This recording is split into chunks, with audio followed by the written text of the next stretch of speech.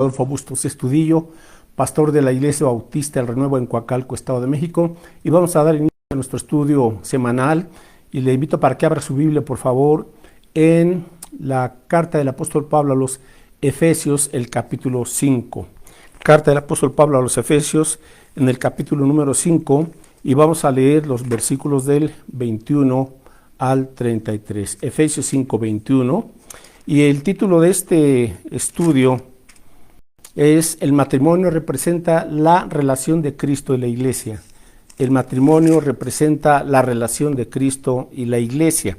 Bueno, Efesios 5 del 21 al 33, voy a darle lectura para que tengamos un mejor entendimiento de este estudio. Y dice así: someteos unos a otros en el temor de Dios, las casadas estén sujetas a sus propios maridos como al Señor, porque el marido es cabeza de la mujer, así como Cristo es cabeza de la iglesia, la cual es su cuerpo y Él es su Salvador. Así que, como la iglesia está sujeta a Cristo, así también las casadas lo estén a sus maridos en todo. Maridos, amad a vuestras mujeres, así como Cristo amó a la iglesia y se entregó a sí mismo por ella, para santificarla, habiéndola purificado en el lavamiento del agua por la palabra, a fin de presentarla a sí mismo una iglesia gloriosa, que no tuviese mancha ni arruga, ni cosa semejante, sino que fuese santa y sin mancha. Así también los maridos deben amar a sus mujeres como a sus mismos cuerpos. El que ama a su mujer, a sí mismo se ama, porque nadie aborreció jamás a su propia carne, sino que la sustenta y la cuida, como también Cristo a la iglesia, porque somos miembros de su cuerpo, de su carne y de sus huesos. Por esto dejará el hombre a su padre y a su madre, y se unirá a su mujer, y los dos serán una sola carne. Grande es este misterio, mas yo digo esto respecto de Cristo y de la iglesia. Bueno, entonces tenemos aquí en la Biblia precisamente, en este estudio, el modelo del cual podemos o debemos nosotros de tener como referencia para que la relación matrimonial funcione y cumpla los propósitos que Dios ha establecido para esta relación matrimonial. Precisamente hoy por hoy hay muchos matrimonios que están a la deriva y andan buscando consejo en muchas partes, con muchas personas o instituciones, y tal parece que no están resolviendo las dificultades que están teniendo entre el esposo y la esposa. Pero cuando vamos a la Biblia, aquí encontramos el referente del cual tenemos que tomar el ejemplo, el modelo, la inspiración y el poder, que es la relación que hay entre Cristo y la iglesia. Como dice Pablo, grande es este misterio, es decir, algo que ya se reveló, y vamos a ver esa comparación cuando Dios crea el matrimonio, Adán y Eva. Los propósitos, como vimos la semana pasada, en primer lugar, que el matrimonio es obra de Dios, es creación de Dios, no fue invento del hombre, no fue idea del hombre, sino el matrimonio es obra, es diseño, es creación de Dios, y por lo tanto es algo santo, es algo sagrado, y Dios nos deja en su Biblia, en la palabra, ¿verdad?, los propósitos, las funciones, los lineamientos, precisamente para que el matrimonio funcione, el matrimonio viva en armonía como debe ser, lo que es la voluntad de Dios. Recordamos así brevemente lo que vimos la semana pasada, los propósitos de Dios para el matrimonio, que número uno, que Dios los creó hombre y mujer para reflejar su imagen, la imagen de Dios en el mundo, ¿verdad?, según Génesis 1, del 26 al 27.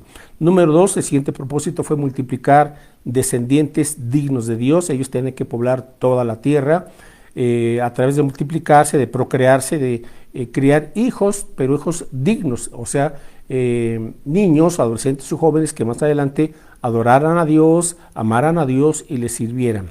Número tres, el siguiente propósito fue administrar la creación, ambos, hombre y mujer, como mayordomos, ¿verdad?, como administradores de la creación, tenían que llevar adelante el establecimiento del reino de Dios, la buena administración de esta creación y de ese reino.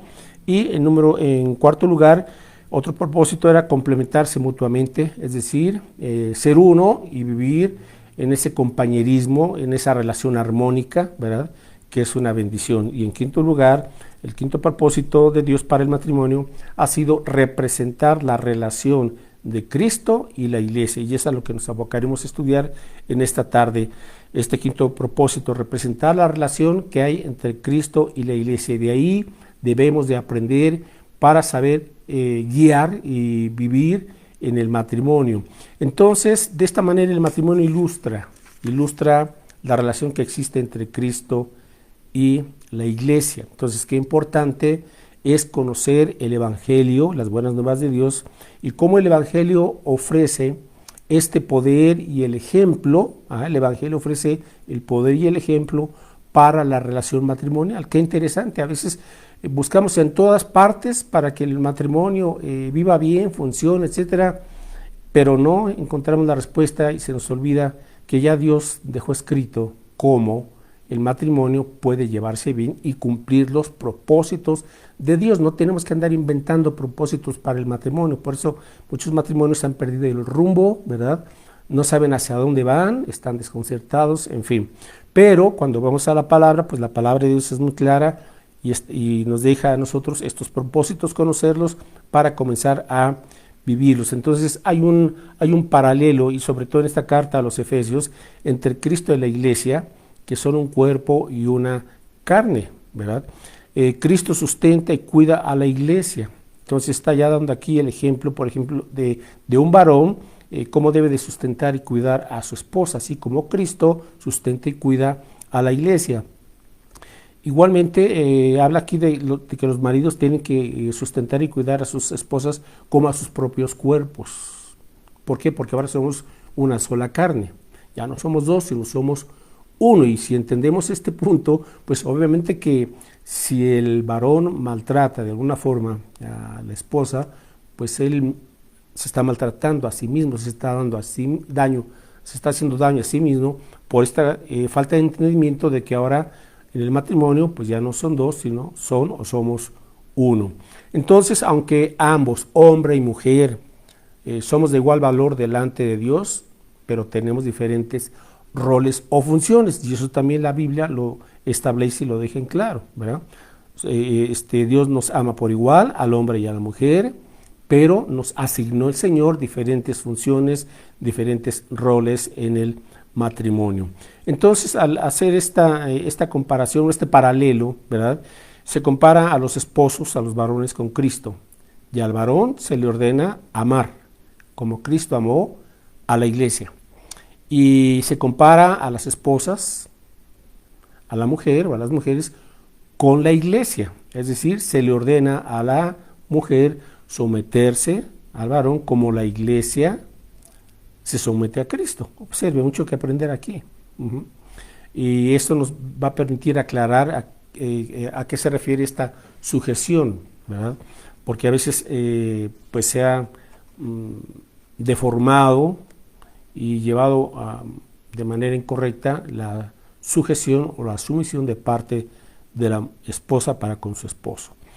Entonces, estos roles o funciones del esposo y de la esposa están arraigados, ¿sí?, en los roles característicos de Cristo y la iglesia. Cristo tiene ciertas funciones para con la iglesia, y ese es el modelo que tenemos que imitar. Y la iglesia también responde de cierta manera a Cristo, que es la cabeza de la iglesia, y así tiene también que responder al varón a su esposo. Así es que tenemos que recuperar esta intención original del matrimonio, de este pacto que Dios estableció entre el hombre y la mujer desde el huerto del Edén, desde el paraíso. Ahora, también aprendemos algo muy interesante, y es que Adán, el primer hombre creado, es un tipo de Cristo, y Eva, la primera mujer, es un tipo de la iglesia, un tipo o figura. Entonces, Adán estaba ya representando en cierto sentido o prefigurando a Cristo, y Eva también estaba representando en un futuro a la iglesia. Ahora, ¿cómo se le llama a Adán? Se le llama el postrer Adán. A Cristo se le llama el postrer Adán. Entonces, busque por favor en la carta de Pablo a los Romanos capítulo 5. Romanos capítulo 5, en los versículo 14, Romanos 5:14, Y dice aquí de la siguiente manera, Romanos 5, 5, 14. No obstante, reinó la muerte desde Adán hasta Moisés, aun en los que no pecaron a la manera de la transgresión de Adán, el cual es figura del que había de venir. Entonces, en Adán vemos ya representada una figura, estaba señalando hacia Cristo. Dice aquí Adán, el cual es figura del que había de venir. ¿A quién se está refiriendo? A nuestro Señor Jesucristo. Entonces, en la siguiente carta, que es la primera carta a los Corintios, capítulo 15, 1 Corintios capítulo 15, versículos 45 y 47. 1 Corintios 15, versículos 45 y 47. Dice así, así también está escrito, fue hecho el primer hombre Adán, alma viviente, y el postrer Adán, refiriéndose a Cristo, el postrer Adán, espíritu vivificante. Verso 47. El primer hombre, o sea, Adán, es de la tierra terrenal. El segundo hombre, o sea, Jesucristo, que es el Señor, es del cielo. Entonces, Adán es figura de nuestro Señor Jesucristo. Y vamos a hacer unas breves comparaciones entre Adán con Cristo y Eva con la iglesia. Así es que vamos a Génesis, capítulo 2, versículo 18. Génesis 2, 18, después de crear el Señor a Adán, dice Génesis 2, 18, y dijo Jehová Dios, no es bueno que el hombre esté solo, le haré ayuda idónea para él. Es decir, Eva fue determinada por Dios antes de crearla. Eva fue determinada por Dios antes de crearla. Y la iglesia, comparando ahora Eva con la iglesia fue determinada por Dios en la eternidad. Vamos a buscar Efesios 1, 4. Así es que antes que Dios creara el mundo, ya Dios había determinado crear la iglesia de Jesucristo, formada obviamente por personas salvas. Efesios 1:4 dice aquí, habla de Dios según nos escogió en Él, en Cristo, antes de la fundación del mundo. Antes de la fundación del mundo, para que fuésemos santos y sin mancha delante de Él. Entonces, la iglesia fue determinada en la eternidad, Eva fue determinada por Dios antes de crearla.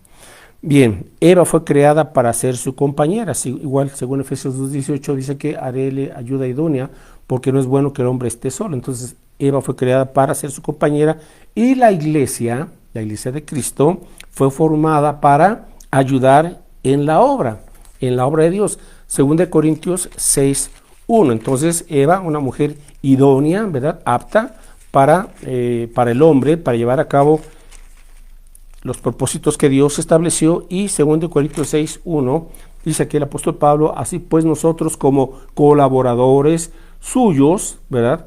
Os exhortamos también a que no recibáis en vano la gracia de Dios. Entonces, Eva fue creada para ser su compañera y la iglesia fue formada para ayudar en la obra de Dios, en el extendimiento del reino de Dios.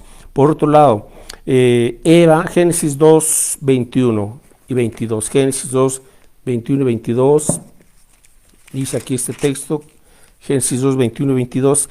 Entonces Jehová Dios hizo caer sueño profundo sobre Adán, y mientras éste dormía, tomó una de sus costillas y cerró la carne en su lugar, y de la costilla que Jehová Dios tomó del hombre, hizo una mujer y la trajo al hombre. Bueno, Eva fue sacada del costado de Adán, estando este dormido. Y la iglesia vivió cuando Cristo murió en la cruz del Calvario. Aquí está este paralelo. Busca ahora el Evangelio de Juan, capítulo 19. Y pues qué interesante es ver estos aspectos, porque estamos tomando estos versículos como referente para guiar la vida matrimonial. Bueno, la vida personal y por ende la vida matrimonial. Juan 19, 33 y 34, estando Cristo en la cruz del Calvario, dice de la siguiente manera: mas cuando llegaron a Jesús, como le vieron ya muerto, o sea, ahí en la cruz, no le quebraron las piernas, pero uno de los soldados le abrió el costado con una lanza y al instante salió sangre y agua. Entonces de su costado salió agua y sangre cuando el soldado le abrió con una lanza. Ahora, ¿de dónde tomó Dios a Eva? Del costado de Adán. Entonces aquí encontramos estas similitudes. La iglesia vive, la iglesia nace cuando Cristo muere en la cruz del Calvario y por su sangre preciosa, ¿verdad? Agua es un tipo de la palabra de Dios, y la sangre es el precio con el cual la iglesia fue comprada. Y usted y yo, si somos cristianos, fuimos comprados con ese precio que es la sangre preciosa de Cristo Jesús. Efesios 5:25 dice aquí: maridos, amad a vuestras mujeres, así como Cristo amó a la iglesia y se entregó a sí mismo por ella. Se sacrificó, dio su vida para que, en este caso, la iglesia fuese comprada y así recibir vida de parte del Señor. Entonces, Eva fue parte del cuerpo de Adán, según leímos en Génesis 2:21, y la iglesia es parte del mismo cuerpo de Cristo. Efesios 5:30 dice de la siguiente manera: porque somos, está hablando a los creyentes, somos miembros de su cuerpo, del cuerpo de Cristo, de su carne y de sus huesos. Entonces, otra similitud más en este aspecto de la creación de Adán y Eva, y también de estos paralelos que hay entre el matrimonio, hombre y mujer, Adán y Eva, Cristo y la iglesia. Ahora tenemos que recuperar entonces estos roles o funciones de la devastación del pecado. Debido al pecado de Eva y de Adán, se distorsionaron los roles, las funciones, los propósitos para el matrimonio. Entonces hay que recuperar esto, y por eso vino Cristo y compartió el Evangelio, que es poder de Dios para salvación. Brevemente, porque espero en Dios la próxima semana ya entraré en detalle en cuanto a cuáles son estos propósitos o funciones o roles del varón y de la mujer. Bueno, entonces se habla de un liderazgo, ¿verdad? Porque el liderazgo fue asignado al varón, que es cabeza de la mujer. Entonces el liderazgo no da derecho a controlar, a abusar o a descuidar. Entonces aquí tenemos que el sacrificio de Cristo es ese modelo. Cristo como líder lo dio todo por la iglesia. Entonces la responsabilidad de amar como Cristo al dirigir, al liderar, proteger y sustentar a nuestras esposas y familias. Entonces hay esa responsabilidad de un liderazgo bien llevado, lo cual cuando hay problemas normalmente es porque ha habido un mal liderazgo en el varón. Ahí tenemos que comenzar con la cabeza, nos guste o no, apreciables llamados hermanos o varones. Tenemos que entonces, que ese liderazgo que nos ha sido asignado, pues llevarlo a la práctica, y el modelo es el liderazgo de Jesús. No estamos hablando de un liderazgo empresarial, de un liderazgo político, de un liderazgo cultural de ciertas naciones, no, es el liderazgo de Jesús. Y lo podemos ver en la palabra, en los evangelios y en las cartas de Pablo, ese liderazgo llevado con verdad, con eficacia, con amor, como debe ser. Por otro lado, la sumisión, ¿no?, de la que estamos hablando, no es servil, no es forzada, no es temerosa, como ahora se ha hecho ver y se ha abusado realmente.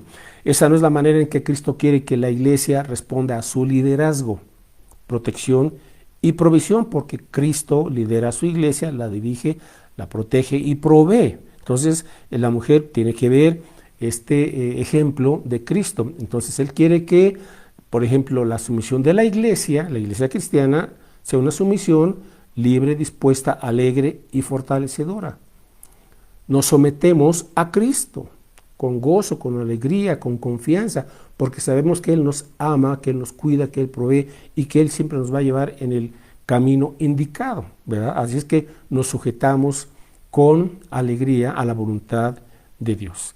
Entonces, algunas definiciones: ser cabeza, para el varón es el llamado divino del esposo para asumir la responsabilidad principal del liderazgo que es servir, es el liderazgo de protección y de provisión en el hogar, a semejanza de Cristo. Ahí está el asunto, a semejanza de Cristo. Se ha perdido precisamente estos propósitos y este referente en el varón. El varón está desorientado, está desubicado, esa es la verdad. No sabe cómo tratar a su esposa, no sabe cómo tratar a sus hijos y no tiene el mejor referente, que es Cristo. Busca opiniones, se mete a internet y anda buscando por aquí, por allá, y termina todo confundido, siguiendo consejos de todos y a la vez casi nada le funciona. Toma el ejemplo del liderazgo de Jesús y verás cómo las cosas comienzan a tomar su lugar y el orden que Dios ha establecido.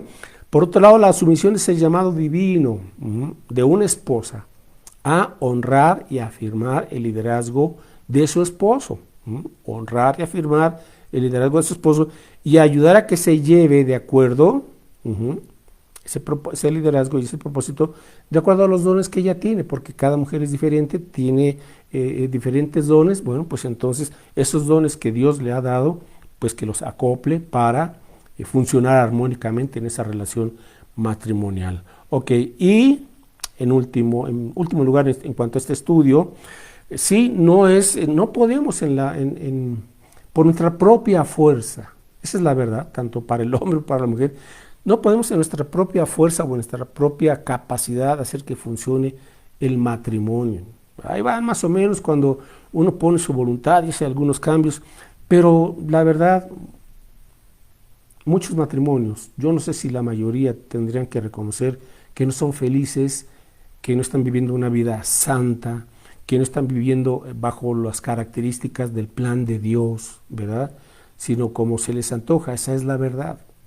Entonces, por eso hay tantísimos problemas y tantísimos nudos ahí emocionales que no logran destrabar, porque no están buscando la ayuda, la guía y el poder del Espíritu Santo. Entonces, vamos ahora a entrar a esta última fase en Efesios 5. Y mire, Efesios 5 del 18 al 20. Qué interesante que antes de ver estas directrices para el matrimonio, esposos y esposas, unos 3-4 versículos antes, se escribe esto, el apóstol Pablo, como preparándonos para decirnos: mira, si cumples estos requisitos, vas a poder llevar a cabo los propósitos de Dios. Dice aquí Efesios 5:18, no os embriaguéis con vino, en lo cual hay disolución o desenfreno. Antes bien, sed llenos del Espíritu Santo. Ahora, cuando uno es lleno del Espíritu Santo, habrá ciertos frutos, ¿verdad? O resultados.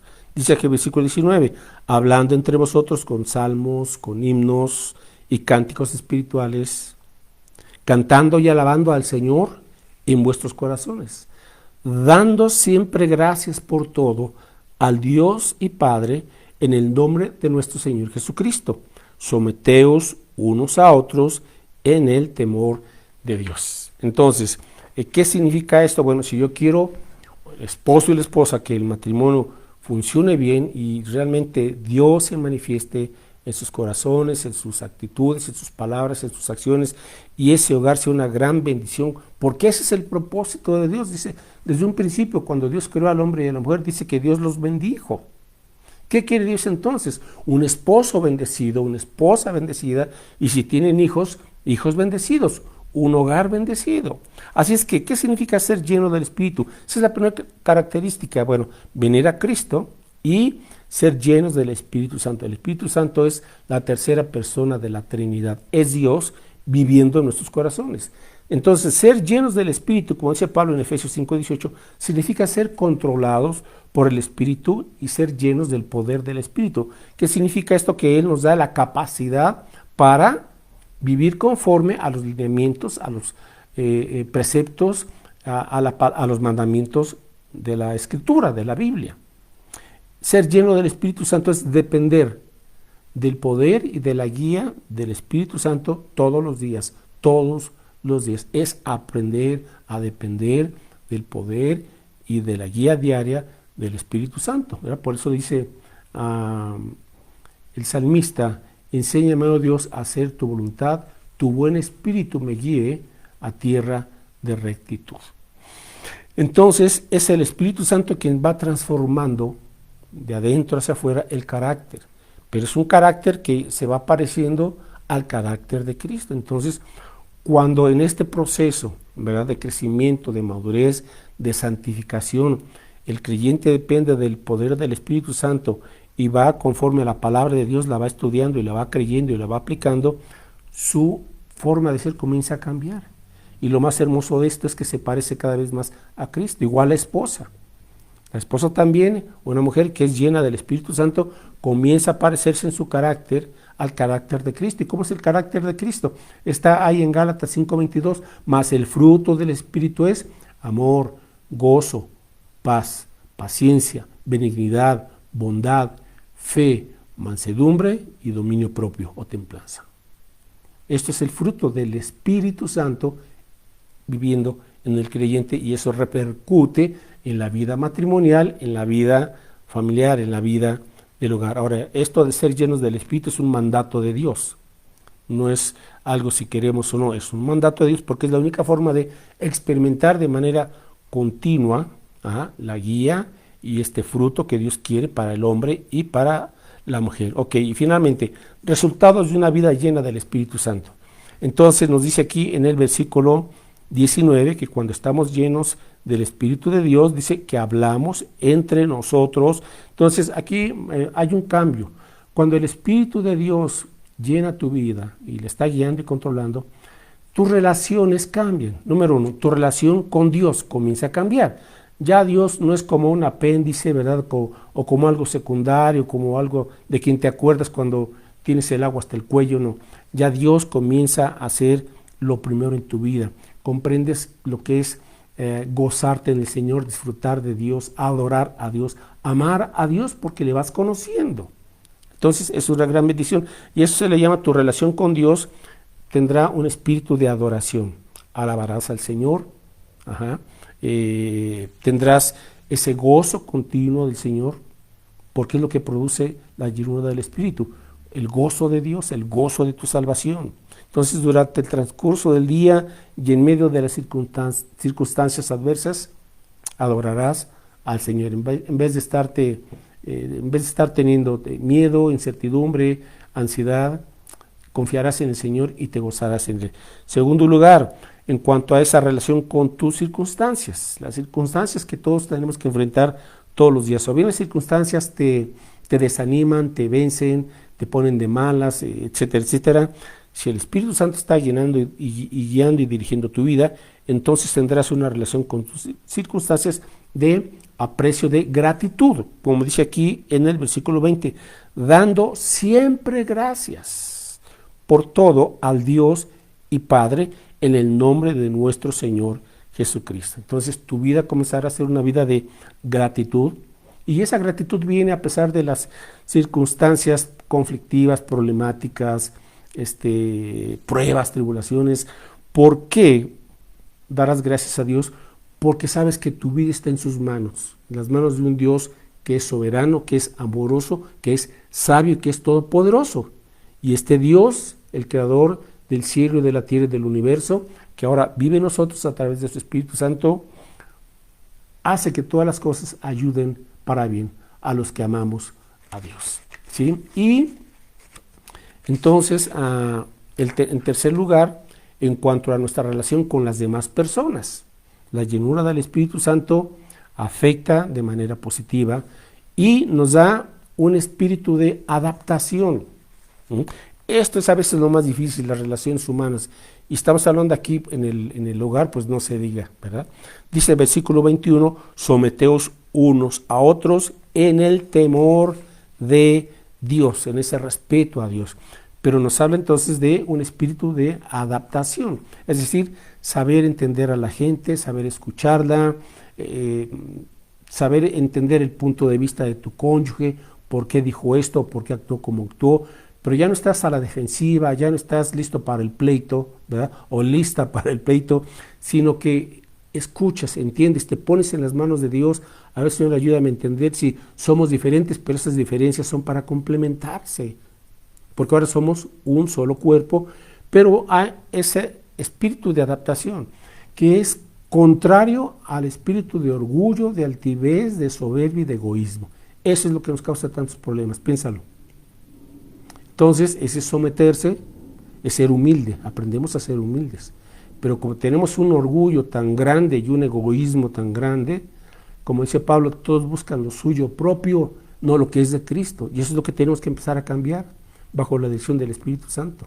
Buscar lo que es de Cristo, y cuando tú buscas lo que es de Cristo, habrá bendición en tu vida y para con tu cónyuge. Y si tienes hijos, también para con tus hijos. Entonces, hay un cambio, nos aprendemos a acoplar, a ser adaptables, a ceder. Ahora, no cedemos con visiones bíblicas, ¿verdad? Pero sí a ceder en muchas situaciones que realmente pues no tienen mayor trascendencia en cierto sentido, pero a veces esos detalles son los que originan grandes problemas en los matrimonios. Conclusión, para ser llenos del Espíritu Santo, entonces, número 1, confiesa todo pecado conocido a Dios. Confiesa todo pecado conocido a Dios. Es decir, ten un tiempo a solas con Dios, ábrele tu corazón y confiésale tus pecados. Aquello que sabes que está mal, que has hecho mal o que has dejado de hacer lo bueno en tu vida y en tu matrimonio, en tu familia, etcétera.